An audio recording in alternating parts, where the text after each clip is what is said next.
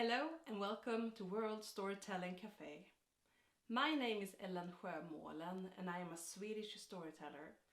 I work at a place called the Land of Legends, and that is also a region here in Sweden where we have a lot of stories and also a lot of storytellers. And I hope to bring you along for a little ride through the Land of Legends today. But to do that, we must start from the beginning. You see, the devil was once an angel. He lived up in heaven with God and all the other angels. But one day, God grew tired of the devil and all of his misdeeds, so the devil was told to leave heaven and bring with him all of his bad spirits. And it is said that they rained down on earth like raindrops for 3 days and 3 nights. Those who fell by our houses became the gnomes and the tomte and the vette, creatures taking care of our houses. Some landed in the forests, becoming the trolls and the maiden of the forest, skogsrået. Some ended up in the mountains, becoming the giants, and some landed in our lakes and rivers, becoming the Nik, Näcken and other water spirits. And it must have rained a lot here in Sweden and a lot here where I live, because we have so many beings and creatures to tell about. And one of them, like I mentioned, was the trolls. And when I say troll, I believe that each and every one of you listening right now have your own idea of how a troll should look like. If you, like me, you were a child during the 90s, maybe you remember the little trolls in plastic with funny hair colors that you would put on top of your pencils. Yeah. Or maybe you think about the beautiful paintings by John Bauer, where trolls have big noses and big ears. Or maybe you're a bit younger, and for you a troll is these rolling rocks that appear in the movie Frozen. Well, trolls, they really get our imagination going. But if you go back in time, just 100 and 150 years here in Sweden, the belief in trolls were real. It was something people lived with every day, and they were not believed always to be ugly or strange. They could look a bit abnormal, or they could be really, really beautiful, and you'd look just like you and me. The only difference could be that a troll would have a tail. So of course humans figured out ways to protect themselves. You could, like I am today, wear a troll cross around your neck. You see here, you have the cross symbol, and it's also made of metal. And trolls, they hate the cold steel. But you see, as adults, of course we should beware, but those who should be really, really careful about trolls were the young ones, the newborns, because trolls, they like newborns. They would sneak into the cottage and steal the newborn baby and put in its stead a troll child. So of course a mother would have to take precaution. She could put pieces or pages from the Bible under the mattress. She could also put a shredded snakeskin under the threshold of their house to keep it away. But she could also put the cold steel, like a scissor of some sort, underneath the mattress as well. But as it goes, not all mothers were as cautious, and this tale is about one of those mothers. You see, once upon a time, it was a mother who had just had a baby boy. And one day she thought that something strange must have happened during the nighttime, because the boy would not stop eating. He had drank all the milk in her breasts, he had eaten all the butter and all the bread and all the meat, and now there was nothing left. So the woman went home to her grandmother and asked her for advice. And the grandmother, who knew a lot about trolls and other critters, she told her granddaughter, that I believe, my child, that you have yourself a troll in your cradle. And to get the troll to disappear, you have to make it reveal itself. You have to make it speak. Because even though they may look small, they speak the language of us humans. So the mother, she went home with a plan. She cracked an egg in half and took the eggshell and poured cream into the shell. And then she took a little stick and started stirring. And I think that you guys know what happens when you stir butter or milk or cream for too long. Well, you end up with butter. So she took the butter and showed it to the baby troll and said, "Here, my child, I have made butter for an entire week." But the troll, he just looked at the human mother and thought, "I'm going to starve to death in here. I need to say something." So he stood up on his chubby little legs and he put his chubby little arms in the side and he said, "You know what? I lived a long life. I've seen the forest grow up and be cut down 3 times, but I never seen a woman foolish enough to make butter in an eggshell." Now, my friends, she knew that was not her child, so she took the cradle and was just about to toss it into the fire when someone slammed the door to the cottage open. And there on the threshold stood the troll mother with her baby boy in her arms. And the troll mother was angry. She was screaming and cursing and telling the mother that she had been taking good care of her human boy in the mountains, but here she was about to burn her child alive. No, they would change. And so they did. And from that day on, the troll mother was never seen again. And I hope that the mother took precautions in the future and made sure to put something in the child's cradle.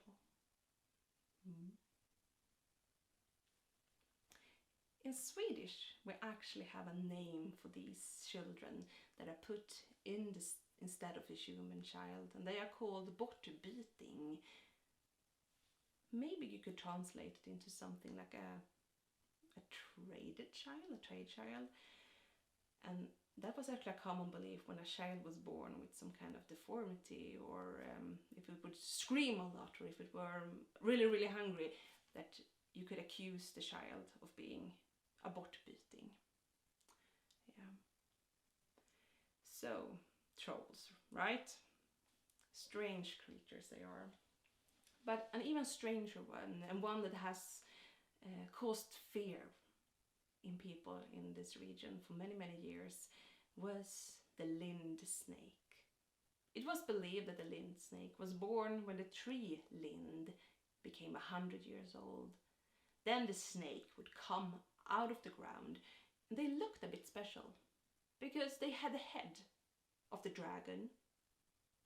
They had hair like a horse on its back, and it was 6 to 7 meters long with a brownish color. And when they awoken from the ground, they were so hungry that they would eat anything. And this is the tale about one of those times. You see, a young girl was out picking berries and collecting firewood when she saw something move between the trees. And when she looked closer, she could see that it was the lind snake. And she froze, and the lind snake, well, he turned around, faced the girl, looked her in her eyes and said, "I'm gonna eat you up." But the girl, of course, she was not interested in becoming the lind snake's breakfast. So she put her basket of berries down, looked the lind snake in his eyes and said, "Well, if you want to eat me, then you'll have to catch me." And then she ran, as quick as she could, away from the snake. And the snake, it just crawled after. And after a while, the snake grew tired of this. And he thought of a quicker way to catch the girl. He took his jaws and he bit himself in the tail and created a wheel. And then he rolled faster and faster and faster after the girl. And she looked back and she saw the snake coming and she thought, well, my legs can't run any faster and my heart can't pound any harder. I need to save myself some other way. And then she saw it in the middle of the forest, a big, big rock. And she thought, maybe if I climb that rock, I will be safe for some time. So she used her last efforts and ran to the rock and climbed up. And there she saw the snake rolling faster and faster and faster. And the problem was that the snake, he didn't know what was up and what was down, what was ahead of him and what was back. He did not see the rock.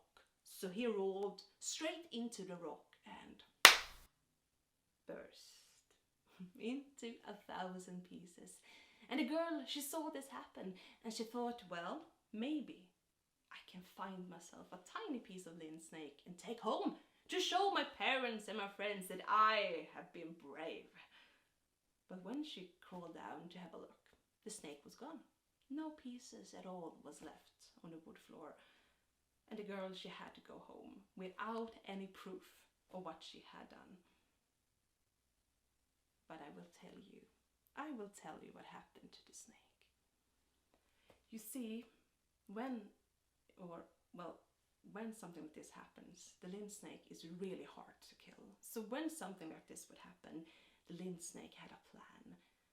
All the small pieces went into the ground and moved in the ground to a new lind, a tiny one.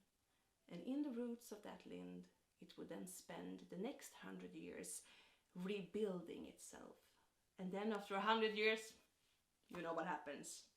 The snake emerges once more and continues to hunt. And I sometimes I used to think that, of course, people didn't believe this. I mean, of course, this is a tale, but in fact, there are proof of people actually testimonies written down of really like prominent people in the society, like a teacher and a priest, that say that they have really, really seen these snakes in the forest. So who knows? Maybe they are just hiding in linds all over Sweden, waiting to wake up again. Another creature that I mentioned in the first story about the raindrops was the giants. And now I know that no matter where in the world you are right now listening to me, you have stories about giants around you, because they exist in all cultures, in all oral traditions. We have giants, and here in Sweden we have them as well. And it just happens to be so that right outside of Ljungby, where I work, there was once a giant lady. She was taller than the tallest tree. And she had really, really big ears, a really big nose, a really big mouth. But giants, at least in these parts, had really, really, really small eyes. So when she was out walking, she didn't really see where she put her feet. And one day, she almost put her feet on these small, small little creatures on the ground. And when she looked down, she saw that they were moving quite funny, and she thought that they looked cute. So she picked them up, and she looked at them, and she said, well, how cute! Maggots! Oh, little cute maggots. I will bring them home to my husband and show him. And so she went on home to her husband, and when she showed him the maggots, he looked at them closely. He had somewhat of a better eyesight than his wife, and when he saw them, he gasped, "Wife, those are not maggots. Those are humans. The humans that will inherit the earth after us giants. You need to put them back where you found them." So the giant woman had to go back and release the humans. And then I think that you know what happened. Yeah. The giants, they became fewer and fewer, and the humans became more and more and more, until we started to build churches. And by the churches, we had the tower for the bell. And when the bell rang on Sundays, the giants would cover their ears and scream, "Stop! Stop!" But do you think the humans stopped with their ringing? Of course not. So the giants, they grow angrier and angrier, and they decided to destroy the church bells. So they took rocks, big rocks, and tossed them at the churches. But as you might remember, giants have really, really bad eyesight, so they missed every single time. That is why we here in Sweden have so many big rocks around our churches. But what did the giants do then? Well, they decided to move. They took their belongings, and some of them actually moved to Norway. Up in the Norwegian mountains, there are no churches, no people, so they get to be all alone. And it's actually said that they sleep under the Norwegian mountains, waiting for us humans to give back the earth to them. I've actually heard someone say that if you go to Norway on a skiing trip, you should put your ear against the mountain, and then you should hear the giants snore. But I don't know, I never tried it, but maybe you will someday. The creatures I've been talking about now, they are common for folk tales and legends. And the third one, or the fourth one, is a creature that when I tell these stories to children, they stop me, and sometimes afterwards they ask me, "But Ellen, werewolves, they are not a part of our folklore. They come from movies, from Hollywood." And then it's always nice to be able to tell them that, you know what, werewolves exist in many different traditions, and here in Sweden we actually have them in our folklore. They differ maybe from the werewolf tales down in Europe or in the UK, for example, but we have our own stories about werewolves. And therefore I thought I ought to share one with you now. Once upon a time, in a small town called Runkarp, there was a man and a woman. They lived together, happily married, but they were poor. And they had a small piece of land that was theirs. So each morning they would go out to work on that land. One day, after a couple of hours working in the sun, the husband started to act strange. He got an itch. First, his arms, then his neck, then his head, then his legs. And the wife looked at her husband and asked him, "What's wrong with you? Do you have lice or something?" But the man continued to itch. And he itched and he itched, and his eyes, they grew bigger and bigger and bigger. And then he looked at his wife and said, I think that I need to go out into the woods." The wife once more looked at her husband and said, "What's wrong with you? What are you talking about? Just go away. Go away for a while. Do you need to pee?" And the husband, he continued to itch, and he said, "When I'm gone, if a monster or something comes from the woods after you, you can't kill it. You have to promise me you can't kill it." And the wife, she looked once more at her husband, shook her head and said, of course, I promise that. Just go and pee or whatever you need to do." And he went into the forest. And the wife, she continued to work with her pitchfork. And after a while, she heard something in the forest. The cracking of branches, the moving of leaves. And when she looked up, she saw two big eyes staring back at her from the forest.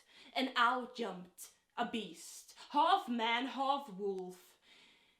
And it started to chase the woman. And she was terrified. She ran as fast as she could, but the wolf was faster. It caught up with her and a piece of her dress. The woman stopped, looked at a hole in her one and only dress, mind you, and she said, You beast, I'm gonna show you. And then she took the pitchfork, not the pointy end, because she remembered what her husband told her. No, she used the other end, and she started to punch the werewolf. And she was angry. She punched, and the wolf started to retreat. And she took one last blow and hit the wolf right between the eyes. And then the wolf just gave out a little cry like, ah! And disappeared into the forest again. But the wife, she was terrified, so she ran home, closed the door behind her, and she thought, I hope and pray that my husband will get home safe, because with that beast out there, you never know what's gonna happen. After a couple of hours, the door opened, and her husband, he stepped inside, and the wife, she ran up to him, she hugged him, and she kissed him, and she told him about the werewolf. And the husband, he listened, and he replied, What? Just like that, with his mouth open. And then she could see that between the teeth, he had pieces of fabric from her dress. She knew now. She knew that the man she had married was a werewolf. And I think any normal woman would probably have run away or killed the man or done something more dramatic. But this woman, she knew how to save her husband. So she looked him in the eyes and said 3 times, Sven, are you the werewolf? Sven, are you the werewolf?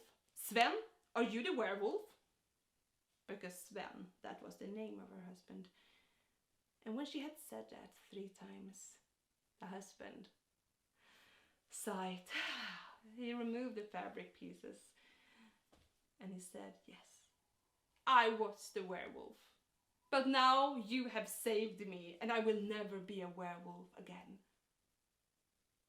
Because you see, to save a werewolf from being just a werewolf, you need to say the person's given name, the christening name of some sort, together with the werewolf's name, and then say it 3 times to free the person.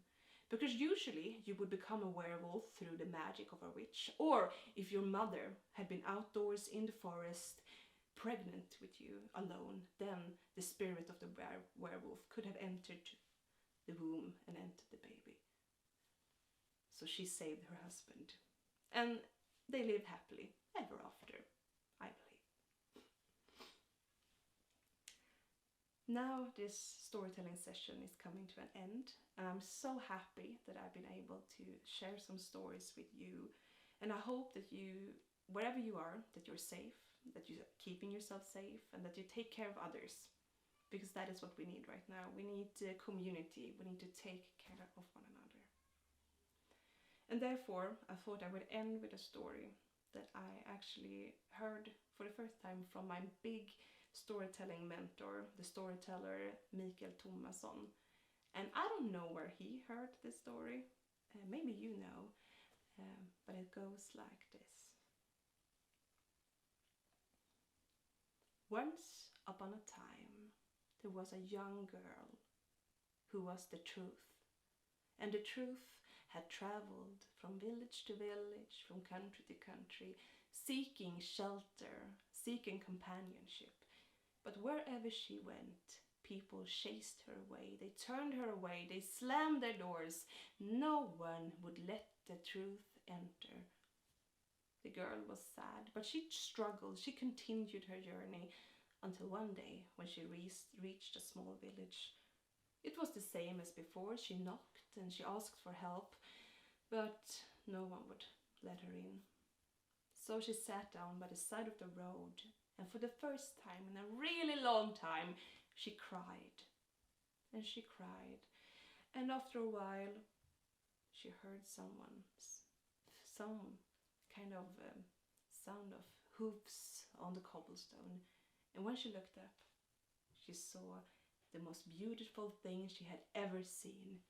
It was a unicorn. And on the unicorn sat a woman, dressed in white fine armor and with a golden crown on her head. And that woman looked so beautiful, and the truth was just about to ask her who she was when people opened their doors, they opened their windows, they sang, they shouted, "Welcome!" They ran out, they brought gifts, food. People were really celebrating the arrival of this strange woman. And when everything had calmed down, it was only the unicorn and the woman and the truth left on the street. And the truth finally dared to walk up to the woman. "I'm sorry, miss, but I must ask you, who are you? I see here that you are also a stranger to this town, and still people welcomes you. Me, they just turn away." The woman on the unicorn, she looked down at the girl and she smiled and she said, "I know who you are. You are the truth. I have been searching all over the world for you. I am the fairy tale. And I ask you, come with me, travel with me, because I need you." And the truth, she took the hand of the fairy tale, and together they continued their travels. And from that day on, wherever the fairy tale, the legend, the story goes, so goes the truth. Because in each and every one of those stories, there is a single, maybe just a single thread of truth for us to hold on to. And I think that we need that. Thank you for listening. And as we say in Swedish, snipp, snapp, snut, så var denna saga slut.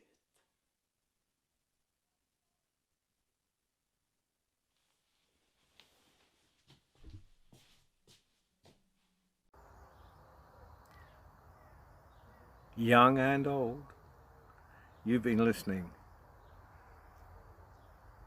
to a wonderful storyteller.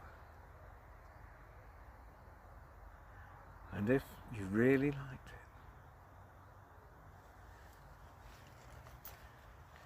if you've got a little money, doesn't have to be a lot. A little goes a long, long way, as they say. And you can afford it. Just pop it into the storyteller's hat, because right now they're not earning at all, so whatever you've got, it will be appreciated.